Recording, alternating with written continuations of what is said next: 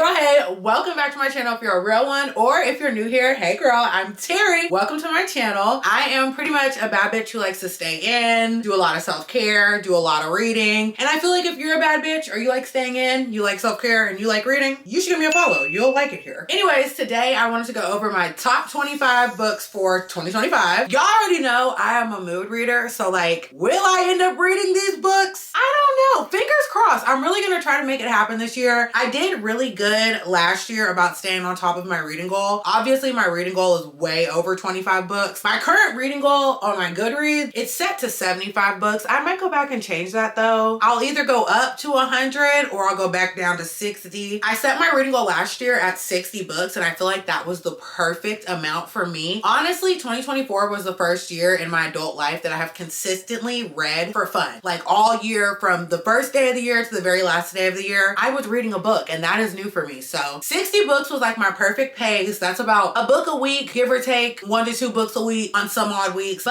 And I keep going back and forth between upping my reading goal to like challenge myself or keeping it somewhere nice and small and cute and realistic, because I don't want to be overwhelmed reading, okay? I don't want this to not be fun. I don't want to feel like I have to do anything. And if your reading goal has made you feel that way, or other people's reading goals have made you feel that way, take a deep breath, because literally nobody gets an award at the end of the year, whether or not you do or don't meet your reading goal, okay? But anyways, these are the 25 books that are on my TBR for this year. We have a good bit of variety on this list, and these are in no specific order whatsoever. Some of these books I already know what I'm getting myself into. Some of these books I know absolutely nothing about. And personally, I like to go into books pretty blind, but that's enough yapping. Let's get into the list. Up first, we have an extremely traumatizing, triggering, traumatic book. I don't think I've seen anybody post reading this book with a smile on their face. However, everybody says this book is a top tier, life-changing type of book. It is A Little Life. I don't know how to pronounce the author's name. I'm sorry about that. And I don't really know what this is about. I just know literally everybody cries their eyes out reading this book. And I just feel like, I don't know, something about this book feels mature. Oh, did I get a paper cut? Anyways, something about this book just feels mature, you know? It feels like I should give it a go. I don't know when I'm gonna read this though, because like I said, everybody's always in shambles when they read this. And I need to make sure I'm already in a good mental place before I dive into this one. Up next, we have The Other Brother by our girl. If you're on book talk, specifically romance and spicy book talk, you already know and love our girl Tierney. She recently dropped a book and I'm so excited to get my hands on it. I already know the spice is gonna be top tier in this book. I don't know the full plot of the book, but we have the tropes. The tropes are ex-fiance's brother, forbidden love, musician MMC, a whole lot of spice, a whole lot of banter, found family, and a slow burn. And I already know, if you have ever listened to a singular book review by Tierney, you know just how she speaks is like so, I don't know, it's just so fun. So I know the banter between these two characters are going to be really good. But also, as an avid spicy romance reader, I already know Tierney is gonna make the spice in this book so good. Okay, technically these are 3 books, but if you've read this series, you already know it's like one long continuation of a story. So I feel like we can group these all together. But I really want to finish the Addicted / Calloway Sisters series this year. I started it last summer and I read the first 7 books back to back. Absolutely loved it, but took a little break. I don't know when I'm gonna pick this up. I said I was gonna do it in January because I'm just itching to wrap this up. But we have Fuel the Fire, Long Way Down, and Some Kind of Perfect. Like I said, these are the last 3 books in the series. Fuel the Fire is Rose and Connor again. Long Way Down is another Razy story. I love Ryke and Daisy so much, so I'm really excited to pick this back up. And then Some Kind of Perfect. This is supposed to be like a flash forward, I want to say 10 years down the road, and it covers every single couple, each sister and their partner. This is like an extended epilogue, pretty much. But yeah, I'm excited to finish this. Then we have Wild and Wrangled by Lila Sage. This is the 4th and final book in the Rebel Blue Ranch series. I'm pretty sure that's what it's called. It's either Rebel Blue Ranch or Blue Rebel Ranch, but some variation of that ranch series by Lila Sage. I read the first 3 books in that series last month and devoured them, okay? I was going through a book a day for the first 3 books in that series. It is so good. It's so cute. It's so simple, but still engaging. And I just feel like they are the perfect little palate cleanser books, the perfect books to help you hit your reading goal. They just eat all the way down. It's just a good, sweet, cowboy, small town romance. And the fourth book is going to be Cam and Dusty's book. And if you read Lost and Lassoed, which is Teddy's book, which if you didn't make it to Teddy's book, you truly played yourself, okay? You truly played yourself. But we get a lot of setup for Cam and Dusty in that last book, so I'm really excited to dive into that and see what's going on for our girl and see what type of note the Rebel Blue Ranch series is going to wrap up on. 2025 allegedly is going to be the year that I get into the Zodiac Academy. Do I know what this is about? Absolutely not. Do I know it's like, I think it's like 12, 13, 4,500. I don't know. It's a lot of books in this series, but I do see it has the girlies in a chokehold. I do see it has a cult following, and I feel like, I don't know, the hype could really be there. Again, I cannot tell you a single thing that this book is about. Let me look up what it says for the synopsis, for the blurb. I think that's what it's called. Whatever. Let me see what they're saying this book is pretty much about. Girl, this says, I'm a Gemini, impulsive, curious, headstrong, a twin, heir to a throne I know nothing about, and turns out I'm a fae. Okay, so is this going to be a fairy book? Because y'all already know I really don't read any, like, fairy books because I don't understand the whole, like, fae concept. And maybe I simply just don't understand it because, girl, you have not picked up a singular book, but, like, I just don't get it. I don't get it. So I don't know about this now that I know that's where this is going. But I'm still going to give it a chance because I just don't like being left out. I don't like being left out, and I see a lot of y'all talking about this, and I want to be able to talk about it too. The Serpent and the Wings of Night has been on my TBR, honestly, for like 2 years now. But we're going to actually, okay, Pinky promised me, hold me to it. We are actually going to read this one this year because I don't know, it just sounds so tea to me. You know what I'm saying? This is supposed to be like a Hunger Games, Twilight, crossover, enemies to lover, vampire, spice, tension, stuff, all the vibes, okay? It sounds right up my alley, and I want to give it a go. As you can tell, I am trying to diversify what I read a little bit this year. Okay, I'm not trying to only read dark, spicy romance. I'm trying to get out there a little bit. Let me see what it says about this one. Girl, why is my phone frozen? And I know this has like other books in it. This is like a whole series. This isn't a standalone situation, but this is book one. For humans and vampires, the rules of survival are always the same. Never trust, never yield, and always, always guard your heart. The adopted human daughter of the Nightborn vampire king, HEYYYY, carved her place in the world designed to kill her. Damn, girl. Okay, so she's adopted by some vampires. Her only chance to become something more than prey is entering the Kajari, a legendary tournament. A legendary fight held by the goddess of death herself. This sounds like tea. This sounds like tea because what do you mean? How did I end up becoming adopted by vampires? Like, how did I get here in the first place? And what do you mean my only way for y'all not to eat me after y'all allegedly chose to adopt me is now I gotta fight for my life? In the Kajari? Crazy work. But when it won't be easy amongst the vicious warriors from all three vampire houses. To survive, she's forced to make an alliance with a mysterious rival. One thing about it, I love me a mysterious man, okay? I love a forced allegiance. Girl, I can't talk today. I love a forced union with a mysterious man. That's what I'm gonna say. He's a ruthless vampire, efficient killer, an enemy to her father's crown, her greatest competition. Girl, and she likes him. She likes him. I know the enemies to lovers, and this is gonna hit different. Now, not all the books on this list are brand new books to me. Some of these are books, obviously, from series that I want to continue, and one of those series is the Empyrean series. By this point, by the time you're seeing this, Onyx Storm is already out in the world, and your For You page has probably been taken over by it, but I want to read this, and I know I'm actually going to read this. I'll probably start reading this maybe like, today's Thursday. I want to start reading this by at least Saturday. Dip my finger in the pages a little bit. But like I said, this is the third book in the Empyrean series by Rebecca Yarros. Y'all know I'm not much of a fantasy girl. Fourth Wing is like really the only fantasy that I have read and I've enjoyed through and through. And the way Iron Flame left off was so disrespectful. I've been fucked up about it for like the last year. So I'm grateful to see where this is going to go. However, I'm also hesitant because I already know the end of this book is going to end on a cliffhanger. The last two books have very much so ended it on a cliffhanger. I hope that's not a spoiler. I don't consider that one, but you tell me if you do. But anyways, I already know the end of this book is going to leave me fucked up and then I'm gonna be fucked up for another year to 2 years until the next book comes out. But can't wait to do it anyways.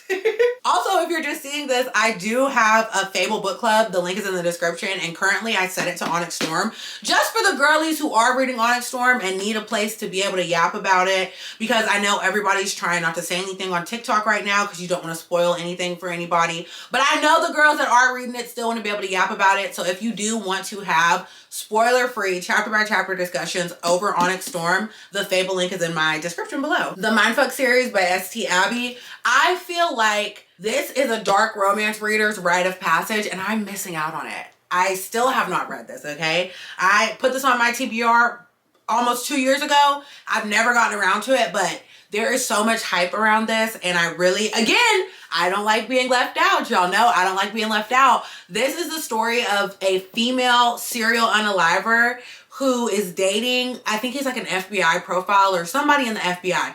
Whatever. He is currently on the hunt for this serial unaliver, not knowing it's his girlfriend. It's his woman who is doing all the unaliving. This is for the girlies who love a bold, badass FMC, and I happen to be one of those girls. These next 2 books, I don't know the exact date that they come out in 2025. I know for sure one of them is coming out in the summer of 2025, I want to say. The other one, I don't have a for sure date on, but I do know without a doubt these ones will be getting read, okay? Psychotic Obsession by Lee Rivers.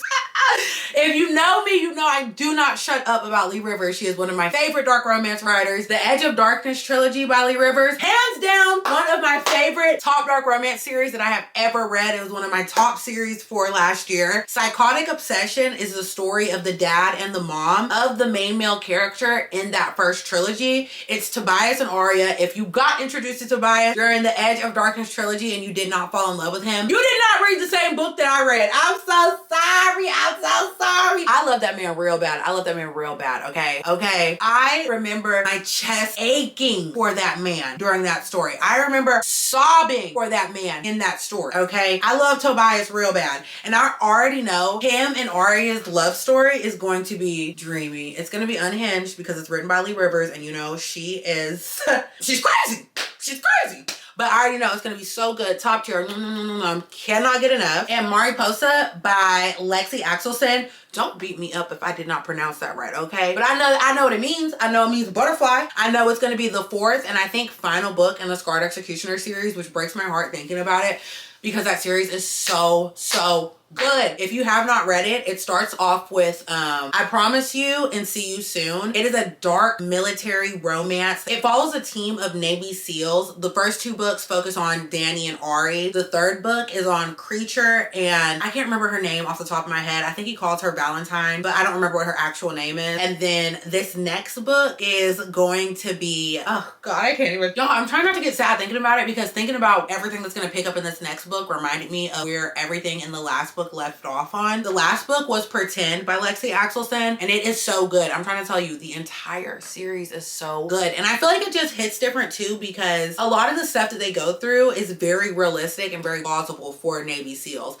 I feel like sometimes with dark romance, like the situations are so far off that it's like, oh, you know, it doesn't make you as emotional because it's like, obviously the probability of this actually happening in real life is very like unlikely. However, these situations and the drama and trauma that these characters go through is like, wait a minute, because this could actually happen for real. But it's so good, and I just already know the way Lexi broke my heart in the last book, she is obligated to put it back together in this book. I don't know the exact release date for that one, but stay tuned because I will be reading that one undenied. The Invisible Life of Addie LaRue by V.E. Schwab. I don't really know the whole tea on this one. Something about this girl, like, I don't know, pretty much everybody forgets her for like ever. I think, I don't know how old she is. I'm about to tell y'all a lie. This is exactly what I think this story is about, okay? The girl is like 400 years old, and basically for like the last 400 years, literally nobody ever remembers her. Like, she could go into a store and rob the store and then come back in and they would not remember who she is. Nobody has ever remembered her until all of a sudden one day this one man remembers her, and she's like, wait a damn minute, why the hell do you remember me, and how the hell do you remember me? And he has like a reason why he remembers her, and it's like tea. Long story short, that's what I'm thinking it's gonna be about. But everybody's like, this is so good, so juicy, be so life-changing. And I don't want to be left out. I done seen one too many people said they read this book and it ain't down, and I don't want to be left out. This book has a 4.2 star average on Goodreads. And what does it say? Okay, this takes place in France in the 1700s, in 1714 to be exact. In a moment of desperation, a young woman makes I don't know what that word is, bargain to live forever, and is cursed to be forgotten by everyone she meets. Okay, so she lives forever because she made a bargain with she made a deal with the devil to live forever. And basically the curse that came with it is that she's forgotten by everybody that she meets. So I don't know. I think this is going to be a good one. I do want to dive into V.E. Schwab. I also got, what is that other book called? The Fragile Threads of Power by V.E. Schwab. Who knows when I'll read it? Who knows? But I want to read it. Sicko by M.O. Jones. I only want to read this because my friend said this is one of the best dark romance books that she's ever read. And I need nothing else other than my girl to tell me it's stamped and approved by her. Okay. This is supposed to be, I think, either like a step sibling. I'm almost positive it's step sibling. Let me read the back. He swore to protect me. He failed. They all failed. I'm an open box of passe photographs, snapped in chaste daylight, but filtered in sepia. I'm the past he tried to forget. When he left 4 years ago, I screamed for him every night. Girl, what voice am I reading this in? But then it all stopped. My screams were suddenly muffled by cruelty and further coaxed by the pain. But he has come back. He's not the cute boy I had a I had a crush on, or the bad boy, the rich brat that I hated to love. He's the ruthless vice president of Wolfpack Motorcycle Club, and he doesn't answer to Royce Kane anymore. He answers to Sicko. Okay, so I'm pretty sure this is a step siblings, dark romance, motorcycle club. I know it's gonna be nasty. I know it's gonna be sick. I know it's gonna be twisted. I know it's gonna be right up my alley. Unfortunately, that happens to be my alley. I'm gonna eat this one up whenever I do eat it. Y'all know what this is? The Housemaid by Frida McFadden. Don't beat me up. I have only read one Frida McFadden book so far in this lifetime. Okay? It was Never Lie. I read it not last October, but the October before that. I loved it. It was good. It was cute. It was fun. It was funky fresh. I literally only want to read this because this is getting a movie this year. This comes out at Christmas. I'm trying not to foam at the mouth right now. It's gonna have Michele Morrone as an actor in it, and need I say more? Do I need to give you any other reason as to why I would pick this book up? I don't even gotta lie to y'all. I'm only reading this because Michele Morrone is gonna be in the book. So I need to know all the tea. I need to already have a visual going in my mind.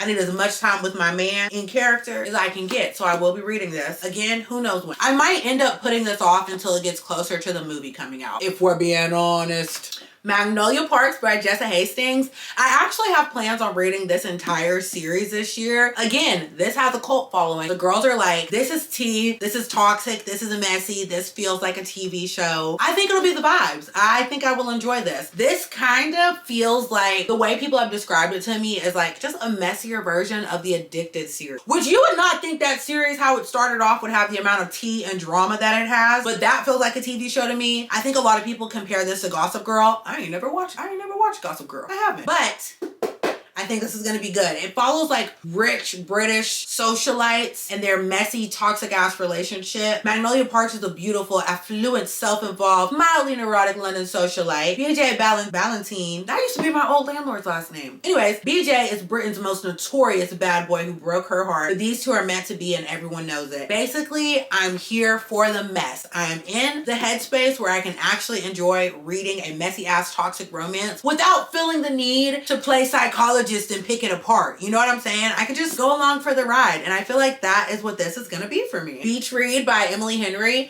I actually have not read a single Emily Henry book. I have not. But the girls swear by her. The girls swear by her. And I do, again, want to be a part of the hype, okay? I got Happy Place at first, and to be completely honest, Happy Place is the one I'm more excited to read because I've seen more, like, I've seen positive reviews on everything Emily Henry, don't get me wrong, but I just feel like I've seen more hype around Happy Place. And I don't know the title. I just want to be there. I want to be in a happy place. I want to read about a happy place. It sounds like a good time. But the girls said to start with Beach Read first. So I'm gonna listen to the girls. I'm gonna start with Beach Read first. And I also do want to get into Emily Henry's books before a lot of her book to screen adaptations come out. I don't know if they're going to start rolling out this year, but I do know literally every single thing that this lady has ever written is either becoming a TV show or a movie. And I want to read the book first because we all know the book is always better. This looks like a beer, but it's a cream soda poppy.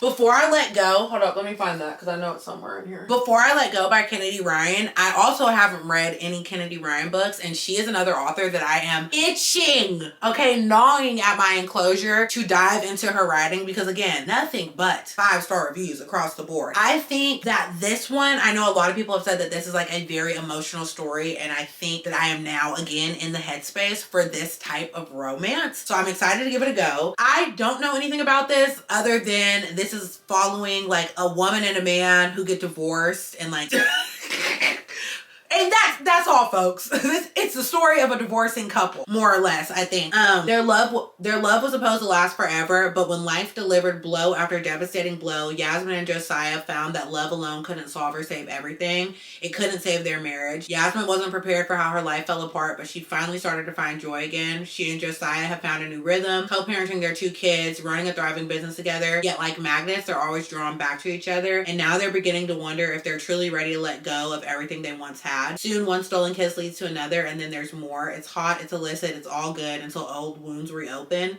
Is it too late for them to find forever, or could they even be better the second time around? Okay, T. I think this is going to be emotional. I think this is going to be a good story. I think, again, I am now in the headspace for romance like this, so I'm excited for this to kick off my Kennedy Ryan journey. Phantasma by Kaylee Smith. Look, let's be honest. The whole reason why I got this is because I saw one singular TikTok of a person saying this is like a dark, spicy Danny Phantom retelling. And I personally had a thing for Mr. Phantom growing up. I can't even lie to you. Hey.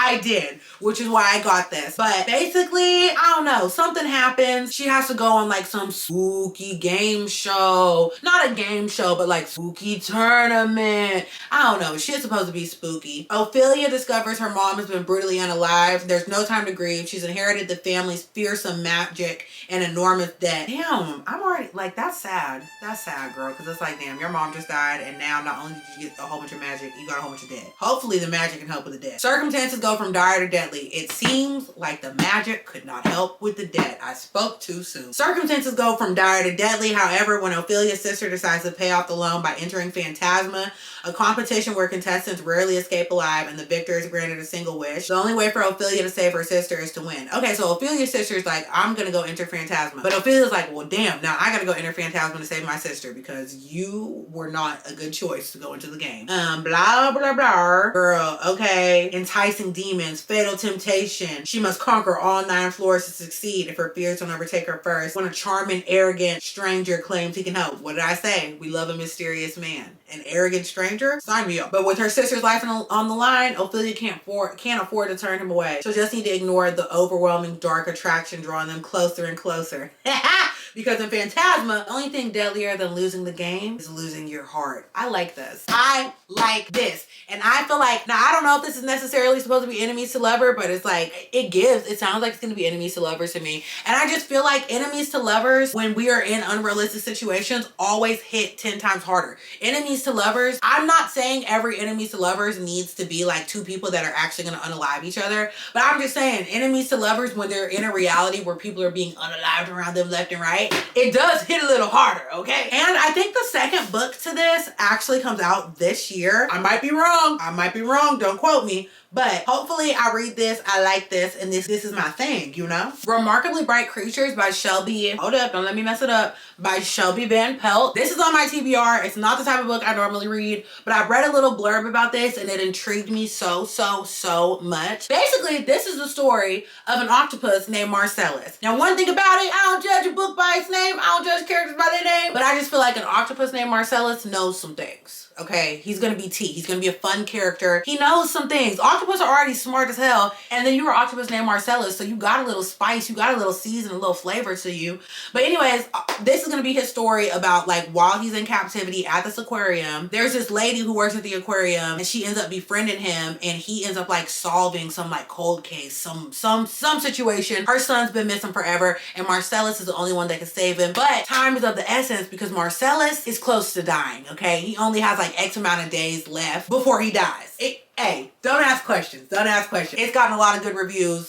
I think it's gonna be good. Fight me. I think it's gonna be good. And I have faith, more than faith. I am gonna read that one this year. Nocticadia by Carrie Lake. Now this is one that like, baby, I don't know nothing about. I don't know nothing about. And to be completely honest, I kind of want to go into this blind. The only thing I know about this one is that Bailey swears by it. And I trust Bailey, okay? I trust what Bailey has to say when it comes to a good book. So I think this is gonna be a good time. It's like a dark academia, 680 pages. Well, god dang, I don't know it's gonna be that dark. That long. A dark, atmospheric tale of deadly secrets and forbidden love. I love secrets. I love secrets, okay? In a dark romance, secrets, give them to me, Miss Rachel. After watching my mother succumb to a mysterious illness, oh my god, why does everybody's mom have to die? I promised myself two things. I'd find a cure for what ravaged her and leave the godforsaken city where she abandoned me. 4 years later, I received an acceptance letter from Dracadia University, one of the oldest, most prestigious schools in the country, nestled in secluded land off the coast of Maine. Girl, where is this voice coming from? It's rumored to be haunted by the souls of the mental patients exiled centuries before. This sounds like it's gonna get a little spooky, and I tell you, a little spooky, a little crazy.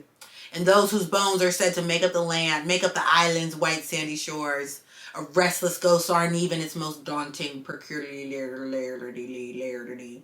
Girl, who knows? Oh my gosh. I think this is like a teacher, student. I'm not reading all this. I'm not. We'll get to it when we get to it. I really don't need to know I don't need to know what's going on, okay? I'm just going off vibes. And like I said, my book bestie said it's a good read, so I'm trusting her word. Immortal Dark by Tigis Girma. I think that's how you pronounce her name. I'm sorry if I butchered it, girl. But this is a Black Twilight, okay? It's not exactly Black Twilight. I just feel like anything that has vampires in it is Twilight to me. But when this dropped, nothing but 5 and 6 star reviews all up and down my For You page, okay? Everybody devoured this book. And y'all picking up on the theme? I don't want to be left out. I don't want to be left out. Like I said, I don't really read a lot of fantasy type books, but I feel like I can get down with vampires. I like vampires. I can get jiggy with some vampires. Girl, yeah, I know he's going to be mean and scary. And then on top of that, the book is just absolutely stunning. Hello. No soul can enter without an invitation. Let's see what the blurb says. Is it in here? Girl, give me a cutesy patootsy little blurb. A dangerously romantic dark academia fantasy where a lost heiress must infiltrate an arcane society and live with the vampires she suspects killed her family and kidnapped her sister. This is what I'm talking about. Enemies to lovers where the enemies actually have beef. Those type of stories right up my alley, okay? I don't know when we're gonna read this, but I do know we will be reading this. I'm scared.